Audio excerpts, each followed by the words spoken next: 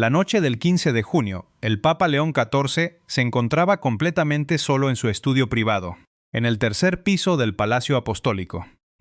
Sobre el escritorio de madera, su teléfono móvil descansaba boca abajo, mostrando bajo el cristal el brillo intermitente de 37 llamadas perdidas que el pontífice decidió ignorar. En las últimas horas, 3 cardenales de alto rango habían intentado detenerlo de forma directa. 2 de sus asesores más cercanos habían presentado su dimisión en señal de protesta y en algún rincón de Roma.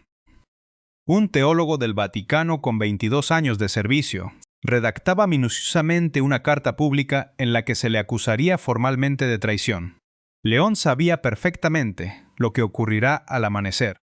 Los sectores progresistas, que exigían la ordenación plena de las mujeres, proclamarán que los ha traicionado al no otorgarles una concesión inmediata. Por su parte, los tradicionalistas, convencidos de que este debate jamás debió reabrirse, afirmarán que ha puesto en peligro la estructura misma de la Iglesia. Sin embargo, en el escritorio no se gestaba un eslogan publicitario, ni una frase diplomática diseñada para sobrevivir al ciclo de noticias del día siguiente. El Papa se preparaba para pronunciar la única verdad que Roma teme escuchar, que la cuestión de las mujeres en la Iglesia nunca ha estado resuelta de la manera en que ambos bandos pretenden. La situación había superado los consejos privados. Las llamadas, las dimisiones y las advertencias que se acumulaban en las oficinas de la ciudad ya no podían contener lo que estaba por venir. León había tomado una decisión, y cuando el documento vea la luz, ninguno de los dos bandos lo perdonará, no porque les haya dado una respuesta sencilla, sino porque se ha negado a permitir que sigan ocultándose detrás de ella. Todo comenzó 4 días antes, el 11 de junio, mientras el Papa aún se encontraba en España. El viaje apostólico llegaba a su tramo final bajo un estricto control institucional.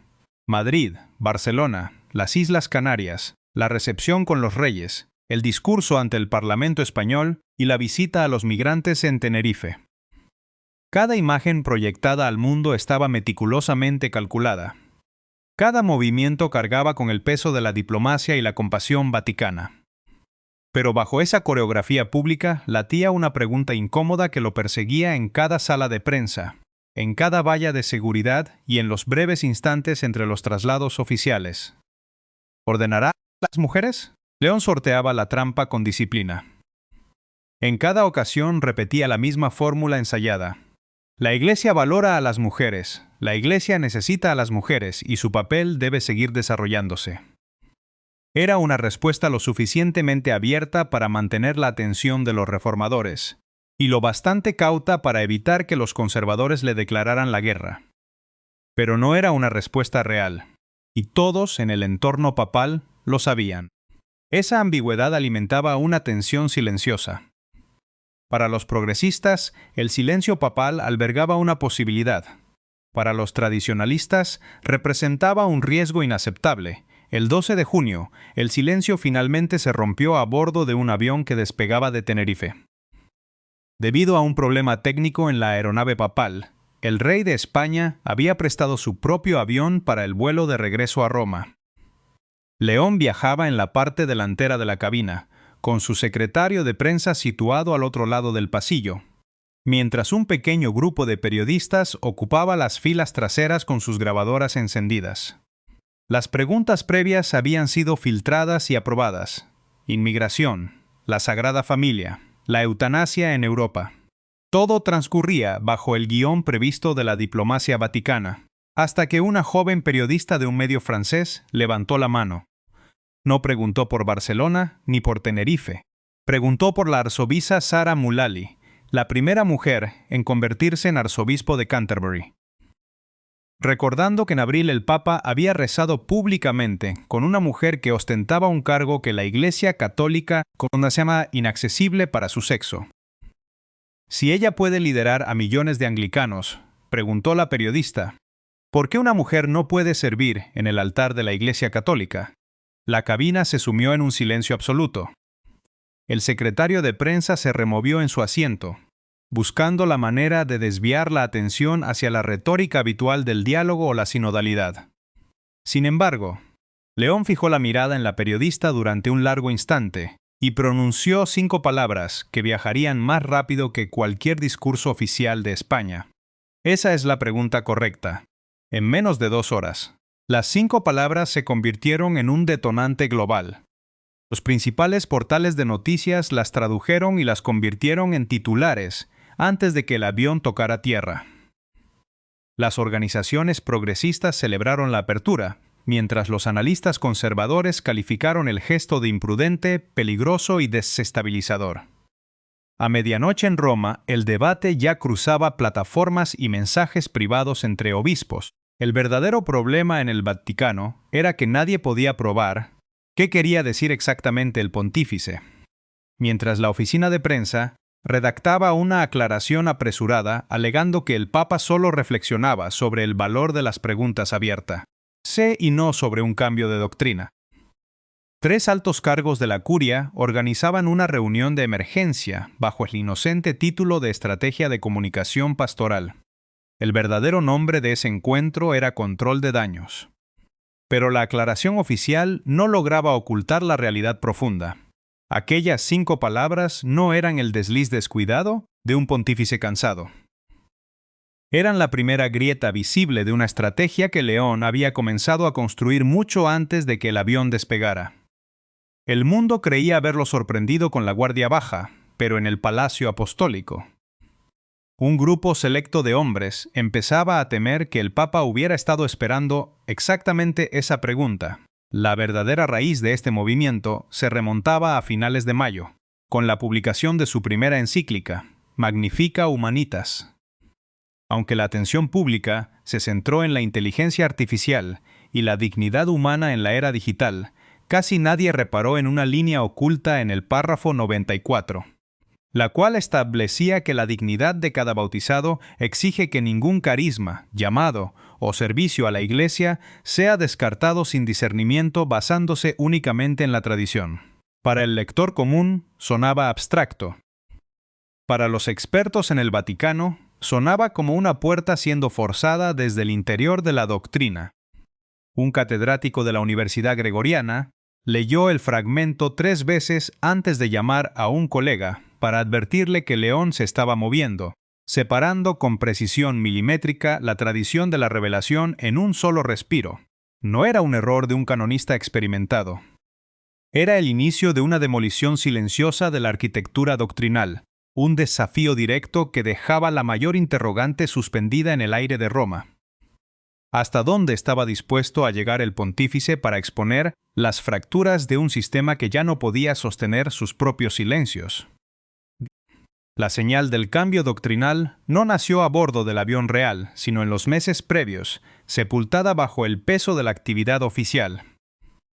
En octubre del año anterior, durante el jubileo de los equipos de Nuestra Señora, León XIV había compartido una anécdota sobre su madre en el Chicago los años 70, cuando los debates sobre la igualdad transformaban la sociedad norteamericana. Al recordar cómo ella se había reído ante la idea de exigir la igualdad con los hombres, afirmando que las mujeres ya eran mejores, el auditorio respondió con risas. Pero el Papa no dejó el momento en una simple broma. Con un cambio drástico de tono, habló con gravedad sobre las religiosas de Perú que sostenían comunidades enteras en regiones donde los sacerdotes ordenados rara vez lograban llegar, mujeres que bautizaban, presenciaban matrimonios. Dirigían la oración y enterraban a los muertos en lugares abandonados por la estructura visible de la Iglesia.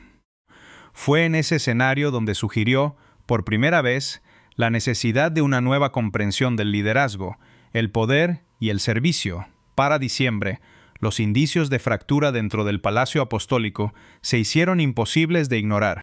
León ordenó la publicación íntegra del informe de la Comisión Petrocchi sobre el diaconado femenino. Aunque los votos internos reflejaban un rechazo mayoritario a la ordenación y mostraban un dictamen doctrinal dividido, el pontífice tomó una decisión inusual en la política vaticana: difundir cada voto particular. Cada opinión disidente y todos los argumentos encontrados manteniéndose él mismo en un silencio absoluto. En la curia, publicar la evidencia sin bendecir el resultado oficial no es neutralidad, es colocar una presión estratégica debajo del suelo. Los medios conservadores celebraron que la comisión no respaldara el diaconado, mientras los teólogos progresistas notaron que el Papa se negaba a dar la discusión por cerrada. Luego, en abril, llegó el encuentro público con la arzobispa Sara Mullally. La imagen del Papa rezando junto a ella ante las cámaras funcionó como una teología visual que precedía a las palabras escritas. Roma observaba una acumulación de tensiones que estallaría definitivamente a su regreso de España. Para el 15 de junio, el Vaticano había entrado en un estado de caos que la institución sabía ocultar perfectamente detrás de sus muros. No había manifestaciones en la Plaza de San Pedro, ni rupturas que los fotógrafos pudieran captar desde las columnatas. Pero la crisis se propagaba por los despachos a través de llamadas interrumpidas y el lenguaje gélido de los hombres que saben con qué rapidez la doctrina se convierte en política. La verdadera amenaza ya no era la declaración del avión, sino el documento que el Papa preparaba en estricto secreto. Una exhortación apostólica firmada de su puño y letra sobre el papel de la mujer. La filtración de que León había eludido por completo el aparato doctrinal de la Congregación para la Doctrina de la Fede, redactando el texto junto a su teólogo personal, un agustino peruano y un canonista de Chicago, encendió las alarmas en la curia. El cardenal Gerhard Müller comenzó a realizar llamadas privadas, advirtiendo que la Iglesia se enfrentaba a una crisis de legitimidad inminente si el documento veía la luz sin la revisión de los comités eclesiásticos. La resistencia interna pasó de la preocupación a la acción organizada mediante la circulación de fragmentos filtrados del borrador. En los pasillos vaticanos, los rumores operan como globos sonda lanzados por hombres asustados para evaluar el avance del incendio. Un pasaje atribuido a la sección inicial del texto papal separaba de manera quirúrgica la tradición de la revelación, afirmando que la exclusión de las mujeres del ministerio ordenado pertenecía a la primera, pero que sólo la revelación divina vinculaba de forma absoluta a la Iglesia. Si la frase era auténtica, ponía en duda los cimientos mismos de la defensa doctrinal. Al mismo tiempo, otro fragmento calmaba momentáneamente a los sectores tradicionales al ratificar con firmeza que el sacerdocio femenino permanecía cerrado.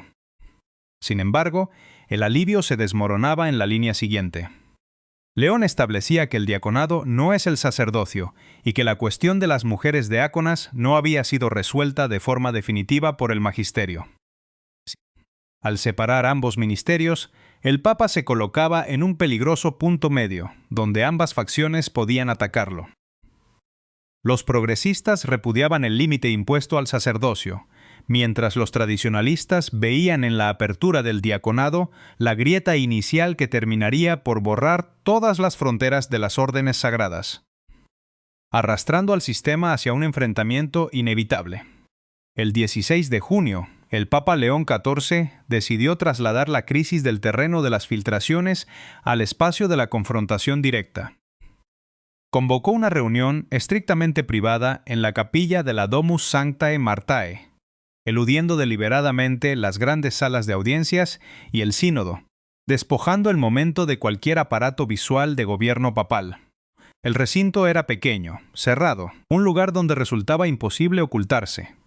7 personas fueron citadas: 3 cardenales, 2 teólogos, un abogado canonista y una mujer.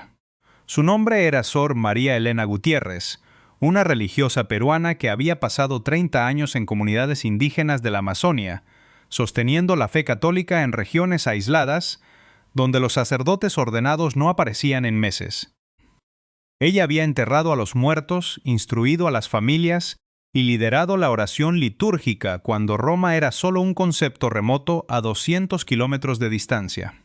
León la conocía desde sus años como obispo en Chiclayo, cuando ella le formuló una pregunta que el derecho canónico nunca pudo desinstalar de su conciencia: si Dios me llama a servir, ¿por qué la Iglesia me dice que no puedo? En la intimidad de la capilla, el Papa habló durante menos de 10 minutos. Reconoció el dolor de las mujeres que se sentían rechazadas Las advertencias de los teólogos que daban el asunto por cerrado y el temor de los cardenales que vaticinaban un cisma inminente. Pero de inmediato contrapuso a esos argumentos el peso de otro silencio, el de la religiosa en el Amazonas que oficia un funeral porque nadie más llega, el de la madre en África que dirige la oración dominical pero no puede partir el pan, y el de la hermana que entrega su vida entera a la institución sabiendo que su vocación tiene un techo infranqueable. Con absoluta firmeza, León trazó la línea divisoria. El sacerdocio quedaba reservado de forma definitiva para los hombres. No era una enseñanza que él pudiera alterar, y no rompería la tradición constante de sus predecesores. El alivio inicial de los sectores conservadores presentes en la sala se desvaneció al instante siguiente. Cuando el pontífice anunció que el diaconado era una cuestión totalmente distinta y que no permitiría que el miedo bloqueara un debate que la propia Iglesia jamás había cerrado de manera vinculante, la decisión no se limitó a un anuncio teórico. León decretó la creación de una nueva comisión con autoridad vinculante, obligada a entregar una recomendación definitiva en un plazo estricto de 18 meses sobre la admisión de las mujeres al diaconado permanente. Para asegurar que el organismo no terminara sepultado en los archivos como los intentos anteriores, introdujo una condición inédita. Si se iba a discutir el llamado de las mujeres se sentarían a la mesa con pleno derecho a voz y voto. Al concluir la reunión, el silencio en la capilla confirmó que la estructura jerárquica entendía la gravedad del paso adoptado. La respuesta del sistema no tardó en organizarse. En menos de una hora, el cardenal Müller, que no había sido invitado al encuentro, emitió un comunicado público calificando la comisión de innecesaria y peligrosa, argumentando que reabrir un asunto ya evaluado por la Comisión Petrocchi amenazaba directamente la integridad del sacramento del orden sagrado, frente a este intento de la curia por fragmentar y censurar su mensaje. El Papa reaccionó esa misma noche ordenando la publicación íntegra y literal de sus palabras en el portal oficial del Vaticano, impidiendo que cualquier analista, cardenal o activista pudiera interpretar el texto a su conveniencia. El impacto global desbordó de inmediato los contenedores habituales de la Santa Sede. En los Estados Unidos, la Conferencia para la Ordenación de las Mujeres lamentó el cierre del sacerdocio, pero definió la comisión del diaconado como la primera fisura real en un muro de 50 años. En Alemania, el debate fracturó el camino sinodal entre reformistas que veían el gesto audaz, pero incompleto, y obispos tradicionales que alertaban sobre la confusión de los fieles. Sin embargo, en África y América Latina el eco fue diferente. Las conferencias episcopales y las religiosas de las comunidades remotas enviaron mensajes de respaldo que no hablaban de ideologías occidentales, sino de bautismos en los ríos y parroquias rurales que seguían vivas únicamente porque las mujeres asumían el trabajo que la estructura oficial no alcanzaba a cubrir.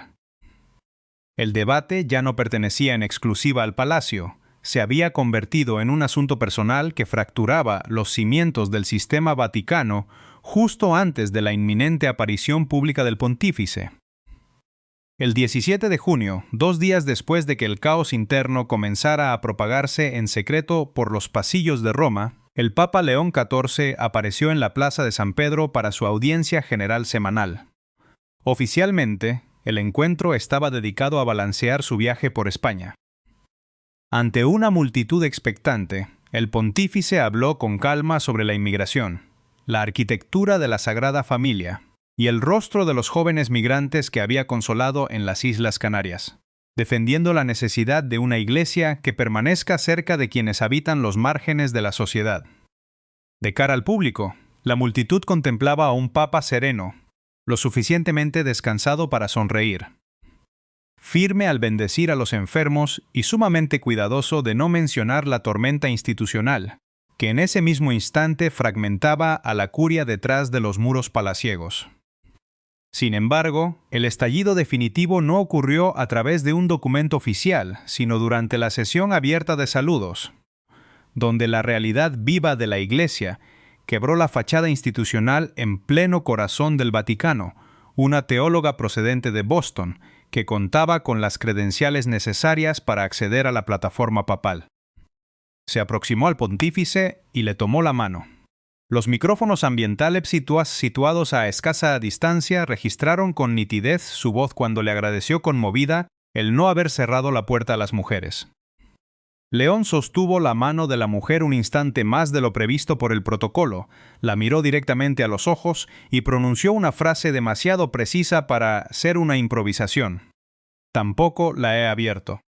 Simplemente dije que nunca estuvo cerrada con llave. Aquellas palabras detonaron de inmediato. Antes de que la plaza de San Pedro terminara de vaciarse, la declaración ya encabezaba los portales informativos católicos y se propagaba con rapidez hacia los titulares de los medios seculares, discursos parlamentarios, ensayos teológicos y pancartas de protesta, levantadas tanto por sus partidarios como por sus detractores. La frase desnudaba con crudeza el núcleo de la estrategia desestabilizadora de León. El Papa no estaba modificando unilateralmente la doctrina, ni proclamando una victoria absoluta para los reformadores. Estaba desafiando la premisa fundamental sobre la cual ambas facciones habían edificado su poder: la suposición de que el debate estaba definitivamente clausurado por una autoridad incuestionable. Con un solo gesto público, León arrancaba las máscaras de la burocracia, exponiendo la fragilidad de un sistema que prefería la rigidez de un cerrojo artificial antes que enfrentar la verdad de las vocaciones humanas. La reacción institucional en el Vaticano se endureció en cuestión de horas. Una coalición de cardenales conservadores comenzó a circular de inmediato una carta privada, exigiendo la convocatoria de un consistorio extraordinario para examinar las acciones del pontífice. En el documento acusaban a León de imprudencia e irresponsabilidad institucional, argumentando que otorgar autoridad vinculante a una comisión sobre el diaconado excedía los límites del buen gobierno de la Iglesia al reabrir una materia que consideraban juzgada. Al caer la tarde, la misiva ya contaba con 14 firmas de alta jerarquía y se esperaban más adhesiones para el amanecer. Los analistas apuraban las comparaciones con los desafíos teológicos sufridos por papados anteriores. Pero el ambiente en Roma reflejaba algo mucho más frío y profundo. Esto no era una campaña de presión basada en dudas doctrinales abstractas. Era un ataque frontal contra el método mismo de León para gobernar la Iglesia. Una resistencia desesperada del aparato oficial por recuperar el control de una narrativa que se le escapaba de las manos, cuando informaron al Papa en su despacho a las 8 de la noche sobre el avance de las 14 firmas. León se limitó a responder con una sola línea que confirmaba su negativa a retroceder ante las presiones del sistema. 14 firmas no son un cisma, son una conversación. Mientras tanto, los movimientos progresistas tampoco daban tregua. Una coalición de organizaciones de mujeres católicas de 12 países emitía un comunicado conjunto exigiendo que la comisión incluyera el debate sobre el sacerdocio, catalogando la exclusión como un nuevo techo impuesto a la igualdad sacramental. Cercado por ambos extremos con la misma intensidad, el Papa optó por el silencio. No ofreció aclaraciones para calmar a los cardenales, ni expandió las competencias del grupo de trabajo para satisfacer a las activistas. Se mantuvo firmemente en el umbral del conflicto, como un hombre plantado en medio de un pasillo estrecho que soporta la presión de dos corrientes opuestas, pero se niega a dar un solo paso hacia atrás o hacia adelante, devolviendo el peso de la discusión a una realidad que el Vaticano ya no podía sepultar bajo el peso de sus normas escritas. Al caer la noche del 17 de junio, el Papa León XIV regresó a su habitación en la Domus Sanctae Marceae. El teléfono móvil seguía boca abajo sobre su escritorio, pero las llamadas perdidas superaban ya las 100, acompañadas de correos electrónicos de obispos, peticiones de entrevistas de grandes cadenas, advertencias de aliados y amenazas de hombres que ya no ocultaban su indignación. El pontífice no respondió a ninguna. La controversia había escapado de los contenedores institucionales que Roma usaba para controlar sus crisis. El debate ya no pertenecía solo a teólogos o analistas vaticanos. Los programas matutinos lo discutían. Las páginas de opinión argumentaban sobre ello y podcasts sin historial, en la cobertura de doctrina católica, trataban el ministerio de las mujeres como la cuestión religiosa del momento. Lo que marcaba la diferencia era el carácter personal del conflicto. La disputa ya no avanzaba solo mediante el derecho canónico, sino a través de madres, hermanas, hijas y religiosas que habían servido a la Iglesia durante años, mientras se les decía que su vocación tenía límites. En América Latina, la frase «mi vocación no tiene techo» comenzó a propagarse sin freno. En 24 horas, la consigna fue utilizada más de 2 millones de veces, evidenciando ante Roma que la cuestión había abandonado el Palacio Apostólico frente a esta resonancia. León XIV abrió su computadora portátil y regresó al borrador de la exhortación apostólica que había iniciado el incendio antes de que el mundo supiera de él. El texto estaba casi concluido. 43 páginas en inglés, español y el latín preciso de un canonista que comprende cómo la Iglesia puede encadenarse con el lenguaje. El documento tardaría meses en publicarse, debiendo pasar por teólogos y la maquinaria burocrática que siempre aguarda entre un borrador papal y el texto definitivo. Sin embargo, el centro no cambiaría. Las mujeres no podían ser sacerdotes porque esa puerta no le correspondía a él abrirla. En cambio, el diaconado seguía siendo una pregunta abierta que merecía una respuesta honesta, no una salida política. Al final del borrador, León escribió una última frase: la Iglesia no teme a las preguntas. Teme al silencio que surge cuando la gente deja de hacerlas. Tras guardar el archivo, el Papa apagó la luz y se quedó sentado en la penumbra. En la quietud de la habitación, los sonidos del edificio se percibían con claridad.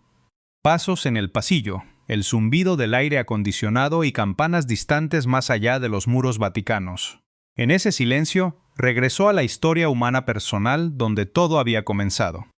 Pensó en su madre en Chicago, la mujer que le había asegurado que las mujeres ya eran mejores. Pensó en Sor María Elena en las selvas de Perú, en bautismos en los ríos, funerales en la periferia y comunidades que no podían esperar la llegada de un varón ordenado para mantener viva su fe. Pensó en la periodista francesa a bordo del avión, en la teóloga de la Plaza de San Pedro, en los 14 cardenales de la Carta de Protesta y en los millones de voces que repetían que su vocación no admitía techos artificiales. Todos lo habían conducido al mismo punto, una encrucijada que ninguna facción podía controlar. León comprendió entonces lo que jamás admitiría públicamente, que la cuestión de las mujeres en la Iglesia no era solo sobre teología, sino sobre el miedo. Miedo al cambio, a perder el control y a confesar que las decisiones humanas de la institución pueden ser más frágiles que el evangelio al que sirven. Él mismo experimentaba ese temor, porque cada papa carga el peso de 2000 años de precedentes como si fueran bloques de piedra.